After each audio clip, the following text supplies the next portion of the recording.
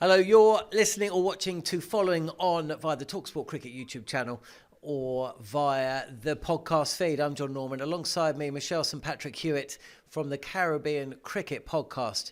And Machel, it's been another painful day. There's no two ways of looking about it. And, you know, we spend a lot of our times asking for more Test cricket. 2 Test series aren't enough. I'm starting to wonder what on earth we're going to be talking about come Birmingham. Yeah, I think there's going to be several obituaries probably written about West Indies cricket after the conclusion of this Test match. And that doesn't necessarily tell the whole story of what's gone on over this Test match and where West Indies cricket is at. But I think people would have every right at the end of this Test match to say, is this the correct quality that a Test and playing nation should have? Never mind whether it's West Indies. This could be anyone. It could be Sri Lanka. It could be Bangladesh. Whoever England might have been playing, this has been a complete and utter mismatch, and it's not been good for the spectators. It's not been good for those in the media who have to report on it. To use, maybe it's too strong a word, John, it's actually been quite sad to watch this. It's barely reached the levels of acceptable competition. Yeah, I can't disagree, but the writing's been on the wall for quite some time, isn't it? And let's also be clear, I imagine that actually West Indies will improve as the series goes on because they haven't been in the country very long. They've got to get used to the conditions, the intensity of the game. They haven't played much Test cricket for a long time. And this is one of the things you always see. When teams come over here, it's almost like they've forgotten how to play the game. They haven't played it for so long. So, you know, things aren't necessarily going to get any worse. But then they can't get any worse because this is as you say, this hasn't been a contest at times. Look, you can look to the first 2 sessions and West Indies bowled gamely, but the game was done yesterday. Yeah, and I think I said yesterday to Harmy that you can't give your bowlers 121 and say, well, go on then, get us back into this Test match. If this match had been reversed and England had batted first and West Indies bowled them out for 3-7-1, we'd all be going, oh, fair, we've got a game in our hands. But the reality is the West Indies batting, do you know what, actually? Let's call it as it actually is. The West Indies batting has performed to what it looks like on paper. I think several people before this Test match started, myself included, said that batting lineup looks brittle because of the lack of experience within that batting lineup. And again, we've seen it again in the second innings. If Craig goes early, all of a sudden you're looking at 2, 3, 4, 5 saying, right, belie your inexperience, all of you, not even one of you, all of you, and try and get West Indies back in this Test match. And unfortunately, this is cricket at the highest level. Jimmy's farewell or not, this is still cricket at the highest level. And let's give a credit to England. England haven't treated this like any less of a match. They've seen that they've got an opposition in front of them, and they have smashed them. Yeah, let's talk about England a little bit because, obviously you live in England, you are English. Looking at this England team, has anyone had a better Test than the selectors? We've got to hand it to. I'm going to put that back on you actually, but with this answer, yes, we hand it to the selectors and we say, right, they've got Atkinson, right, and who else is it? Jamie Smith, and he's scored what? How much was it then? 70 something on debut. So, yes. Bashir hit a fine 17 ball naught. I left Bashir out, but yes, we'll look at him as well. So, yeah, if you look at it in terms of the selectors, they can say job well done. But where do you draw the line, though, John, on can you only do what's in front of you, like score the runs and take the wickets? Do you know, I know the point you're making, and you're absolutely right. It's not as though suddenly we're all in agreement that Jamie Smith and Gus Atkinson are going to have 20-year careers, and in the way that Jimmy Anderson has. It's not really about that. It's just that the selectors have identified this series and the one that follows it against Sri Lanka as the 2 series to blood new talent, and that is immediately shown that was the right call, because you could not do that in the same way against India next year, and of course you're never going to do that against Australia. Very good point. And actually, when you put it like that, the phrase I would have used is they've looked at the changing of the guard. And they've said, right, similar to later on this year, West Indies play Bangladesh. Now, We've got England, obviously 2 more tests, South Africa 2 tests in the Caribbean, then Bangladesh turn up.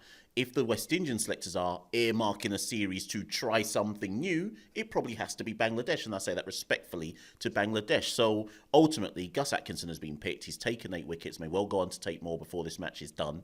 And the selectors will feel vindicated. But then I guess what we'd have to say then, John, is the selectors should have a metric in their head as to, given the level of the opposition, West Indies and then Sri Lanka, what meets the acceptable target. Is it, obviously today, obviously this test match, yes, but over the course of those 5 test matches, what's the actual metric they're going by?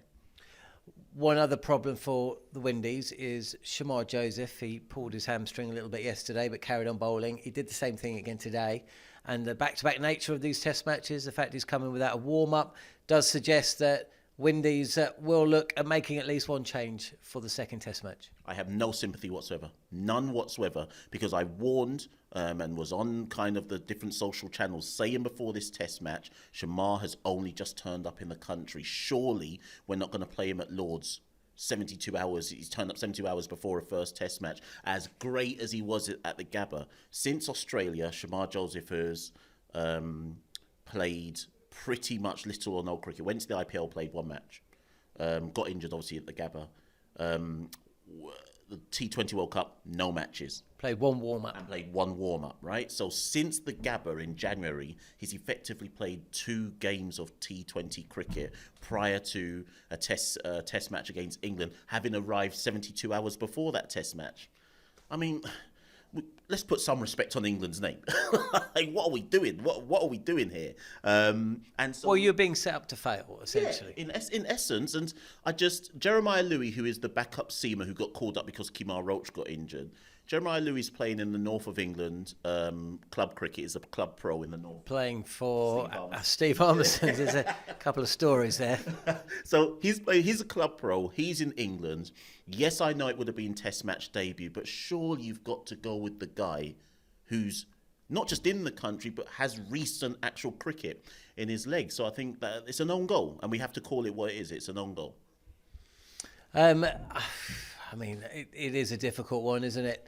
We head to Nottingham next week, and the West Indies are going to be 1-0 down, 2 to play. I suppose, what crumbs are you going to be looking for? I mean, individual successes. Is it beyond? I mean, look, it was a really good toss for England to win. I'm not suggesting that West Indies would have won this Test match, but I think it would have gone into the 3rd day and it would have been much more of a contest. So, that has gone against the West Indies. They will have a game under their belts.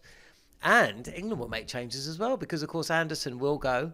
And it could be that they make 2 changes. Pennington, can you really drop Gus Atkinson? Will Chris Wokes get dropped? So there will be changes there. But, yeah, it's crumbs again, isn't it? It's crumbs, and I think if I'm going to give you the crumbs we take from it, I think the word you used at the start was game. The bowling was game. I think it improved certainly today. Jayden Seales, who again, let's call it as it is, has been taking wickets for fun in England for Sussex. So it's probably no surprise that Jayden Seales took a 4-for. Gudakesh Motie, I thought, bowled well. Absolutely, he did. The wickets he got for Root and Ben Stokes, I think everybody around the ground was applauding those particular deliveries. So there's little bits and pieces there with the bowling. They'll have to look at things around Shamar Joseph, Alzari Joseph. And then with the bat, yes, people look at 1-2-1 and they'll look at the collapse again in the second innings. What crumbs can I take here? Maybe there were a few. Athanasi's one. So Athanase got 2 starts, 20-odd in both innings. He will look at his innings, I hope, and say, okay, my defensive game, generally speaking, is there. Tighten up a bit more outside the off stump, and there's some runs for me to get. That's the smallest of crumbs I've got there. But it's something that the rest of them can look to emulate.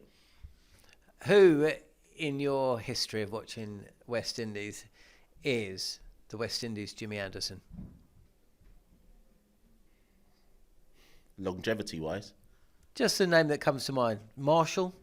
I was going to say Walsh, but only because I'm just thinking, and that's why I said longevity, because when I think Jimmy, I think who was good for such a long period of time. Courtney, when he left at the end, was 30, I want to say 38 maybe, might have even been touching 39. And obviously he broke the record when he did as well. So probably Walsh is the most like for like in my mind in terms of brilliance over such a long period of time, and service, I think, is the right word there. Brilliant stuff, Mash. Well, you can check out Mash's thoughts in more detail, I'm sure, if you go and follow him on Twitter or via the YouTube channel that he co-hosts, the Caribbean Cricket Podcast, is what it says on the cap. And even though West Indies are staring at heavy defeat, still managing to give us a smile as well. I mean, at the end of the day, we are just sitting here at Lord's watching cricket, aren't we? Thanks for listening and watching, following on via the talkSPORT Cricket YouTube page or via the follow-on podcasting. On AM, on DAB, via the talkSPORT app and on your smart speaker. talkSPORT.